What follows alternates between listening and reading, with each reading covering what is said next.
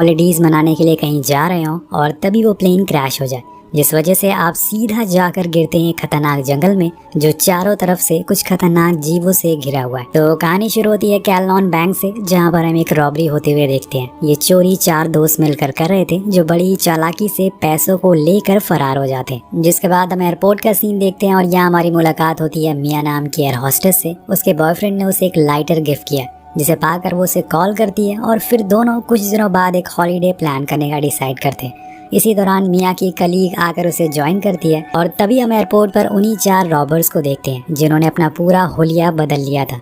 ये असल में उसी फ्लाइट से सैन क्रेस्टो जा रहे हैं जिसमें मिया और जूली भी मौजूद है, लेकिन उन्हें उस फ्लाइट में जितने भी लोग बैठे हैं उन्हें इस बात का जरा भी अंदाजा नहीं है कि असल में ये लोग कौन है। आपको भी नहीं पता, कोई नहीं, कुछ ही देर में सब कुछ पता चल जाएगा। अब फ्लाइट टेक ऑफ करती है और पायलट को कॉफी सर्व की जाती है, जिसके बाद मिया और जूली सारे पैसेंजर को भी ड्रिंक सर्व करते हैं। और तभी सॉल्ट नाम का बंदा जो उन्हीं 4 में से था वो जाकर वॉशरूम में स्मोक करने लगता है, जो कि मिया को पता चल जाता है, जिसके लिए वो उसे बहुत सुनाती है और कहती है कि तुम्हारी इस हरकत की वजह से प्लेन में जितने भी लोग बैठे हैं उनकी जान खतरे में आ सकती है। लेकिन सॉल्ट माफी मांगने की बजाय उल्टा उसे ही सुनाने लगता है, जिससे कि मिया वहाँ से चली जाती है।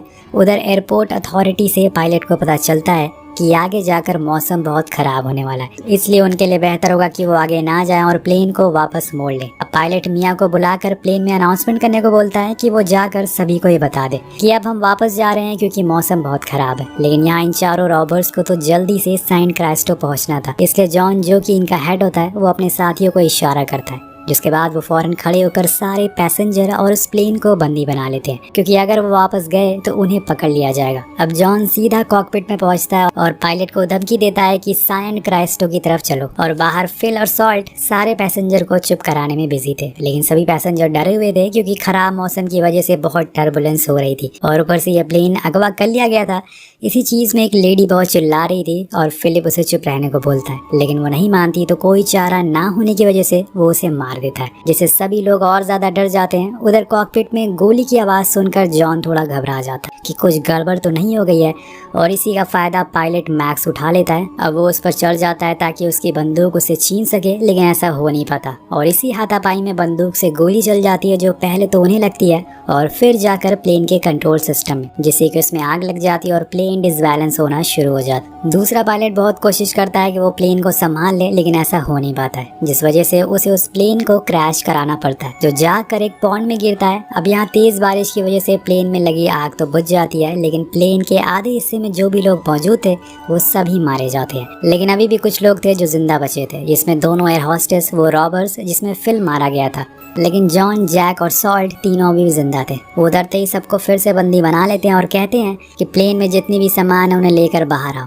और अगर उन्होंने ऐसा नहीं किया तो वो उन्हें मार देंगे। इसी दौरान हम एक लेडी को देखते हैं जो काफी घायल थी। उसे मिया फर्स्ट एड दे रही थी, इसलिए वो सामान लेने नहीं जाती, पर जॉन को ये बात पसंद नहीं आती, तो वो उस लेडी को जान से मार देता और उसका कहना था कि उसे बीमार लोगों की जरूरत नहीं है। अब इसके बाद वो जेरी, जो कि एक बचा हुआ पायलट था, उसे यहाँ से सैन क्रेस्टो पैदल चलने को कहता है, क्योंकि उसे ही रास्ता पता था, पर वो मना कर देता है। वो ऐसे पैदल थोड़ी रास्ता बता सकता है, लेकिन बहुत सुनाने पर वो उसे बताता है कि शायद यहाँ से इनकी मंजिल 50 मील दूर है। तो सभी लोग पहले तो पैसों से भरा बैग उठाते हैं और उसे लेकर चलने लगते हैं, लेकिन तभी अचानक से पास वाले पॉन्ड से एक क्रोकोडाइल जेरी पर हमला कर देता और उसे घसीटते हुए पानी में ले जाता है। अब सभी रॉबर उस पर लगातार गोलियां चलाना शुरू करते हैं, जिससे वो क्रोकोडाइल भी मारा जाता है, लेकिन यही उनसे सबसे बड़ी भूल हो जाती है। उन्हें ऐसा नहीं करना चाहिए था। इनके जाने के बाद हमें पता चलता है कि जिस क्रोकोडाइल को इन्होंने मारा था वो असल में बेबी था, और उसे मारा हुआ देखकर उसके पास उसकी माँ, जो कि उससे कई गुना ज्यादा बड़ी थी,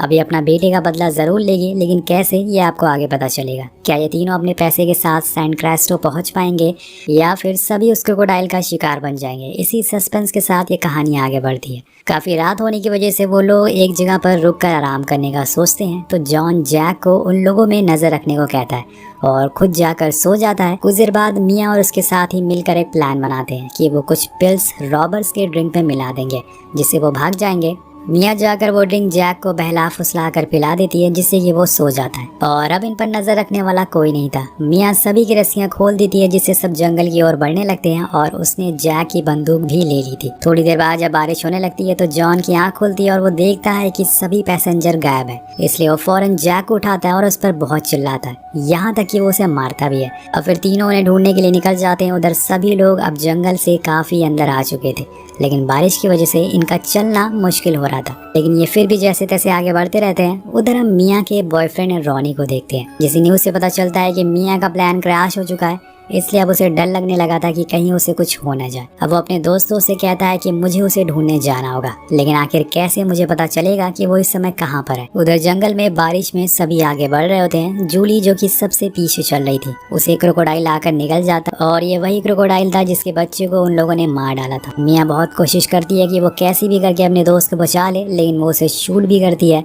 लेकिन वो इतना बड़ा था कि उस पर गोलियों का असर ही नहीं हो रहा था। कुछ लोग जूली को ऐसे ही मरते हुए देखकर बहुत डर जाते हैं, इसलिए वो वापस वहीं भागने लगते हैं जहां से आए थे। इसी चक्कर में उनकी मुलाकात फिर से उसी रॉबर से होती है और अब ये सभी फिर से उनके चंगुल में आ चुके हैं। वो एक बार फिर से अपने सामान को इनसे उठवाता है और आगे बढ़ने को कहता है। मिया उन्हें जूली की मौत और उस क्रोकोडाइल के बारे में बताने की कोशिश करती है, लेकिन वो उसकी एक बात सुनने को राजी नहीं थे और बस उन्हें मारते रहते हैं। और खासकर जॉन तो कुछ ज्यादा ही गुस्से में था।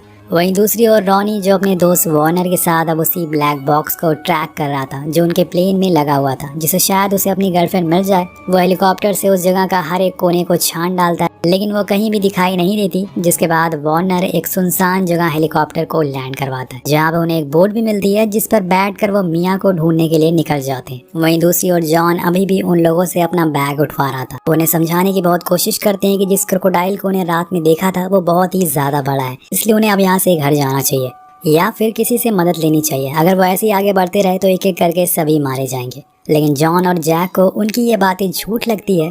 उन्हें लगता है कि शायद वो उन्हें बेवकूफ बनाने की कोशिश कर रहे हैं। सीन कट होकर पहुंचता है रॉनी पर, जिसे ट्रैकर में एक जगह मिल गई थी, जिससे थोड़ी ही दूर पर क्रैश हुआ प्लेन भी मौजूद था। इसलिए वो और वार्नर बोर्ड को छोड़कर पैदल ही आगे का सफर तय करते हैं। कुछ देर बाद रॉनी को वही लाइटर मिलता है जिससे उसने मिया को गिफ्ट करा था, जिसे देखकर वो समझ जाता है कि वो कहीं आसपास ही और वो जिंदा भी है। लेकिन तभी अचानक से वही क्रोकोडाइल उनके सामने दस्तक देता है, जिसे देखकर वो कांपने लगते हैं। अब वार्नर उस पर गोलियां चलाना शुरू करता है, जिससे कि इन्हें भागने का कुछ टाइम मिल जाता है। ये अपनी पतलून उठाकर भागना शुरू करते हैं, लेकिन वो तो इनके पीछे हाथ धोकर पड़ चुका था और इसी चक्कर में वो दोनों अलग हो जाते हैं। रॉनी तो बोट तक पहुंच जाता है, लेकिन वार्नर नहीं आता, तो उसे आवाज लगाता है और उसकी आवाज सुनकर वो भी वहां तक पहुंच जाता है, जिससे कि वो फौरन बोट लेकर वहां से निकल जाते हैं। तो देखा अपनी गर्लफ्रेंड को छोड़कर ये भाग गया, क्या आशिक बनेगा ये। लेकिन कुछ देर बाद हम देखते हैं कि वो वहीं पहुंच जाता है जहां पर मिया रॉनी को देख लेती है और बहुत ही खुश होती है।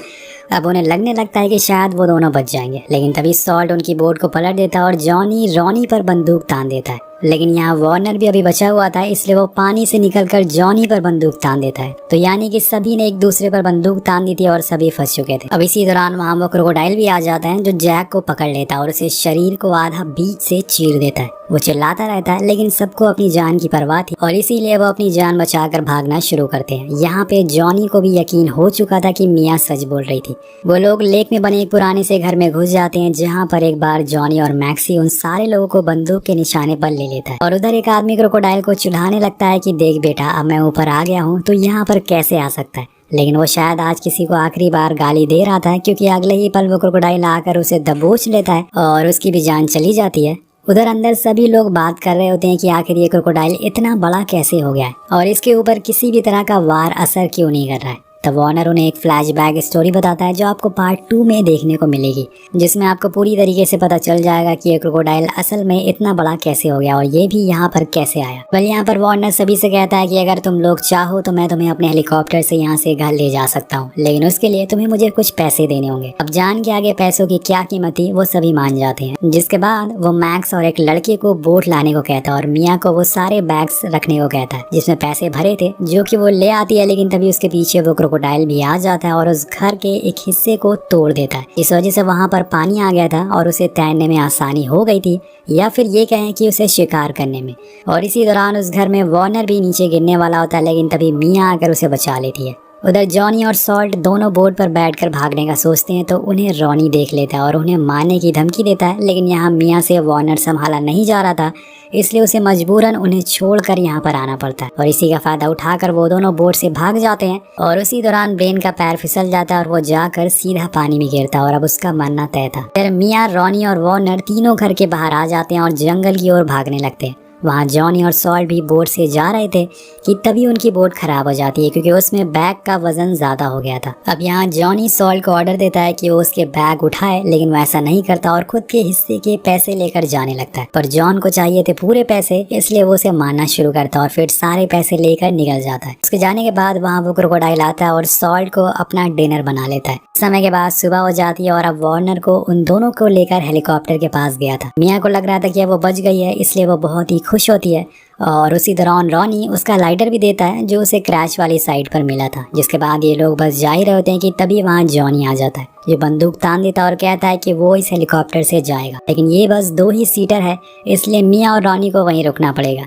तो वार्नर कहता है कि ठीक है, तुम मुझे अपने पैसे में से 5% दे दो, मैं तुम्हें घर छोड़ दूंगा। तो वो मान जाता है, जिसके बाद ये लोग उड़ जाते हैं और नीचे वो दोनों देखते ही रह जाते हैं और आज इन्हें पैसों की असली ताकत समझ में आती है। लेकिन दोस्तों तभी हम देखते हैं कि असल में वार्नर की एक चाल होती है। वो थोड़ी दूर जाने के बाद जॉनी से उसकी बंदूक छीन लेता है, लेकिन इसी चक्कर में उसके कंधे पर गोली लग जाती है। तब वार्नर उसका बेल्ट खोल देता है जिससे वो अब लटक चुका था। उधर मिया और रॉनी को एक बोट मिलती है जिससे कि वो यहाँ से जिंदा निकल सकते हैं, लेकिन ऊपर हाथापाई होती है जिसमें वार्नर जॉनी को गोली मार देता है, जिससे वो भी पानी में गिर जाता है और फिर वो हेलीकॉप्टर को लेकर उन दोनों के पास जाने लगता है। लेकिन वो लेक के थोड़े से ऊपर ही था तो वो क्रोकोडाइल अचानक से छलांग मारकर उस हेलीकॉप्टर को पकड़ लेता है और उसे नीचे गिरा देता है, जिससे कि एक धमाका होता है और वार्नर मारा जाता है। मतलब ये क्रोकोडाइल नहीं था बल्कि एक स्पाइडरमैन भी है। पर वहीं दूसरी ओर दोनों तेजी से आगे बढ़ रहे थे, लेकिन वो अब इनके पीछे भी आ गया था। ये क्रोकोडाइल किसी को नहीं छोड़ेगा, ये सबका बदला लेगा। तभी मिया नोटिस करती है कि लेक में मीथेन गैस ऊपर आ रही है,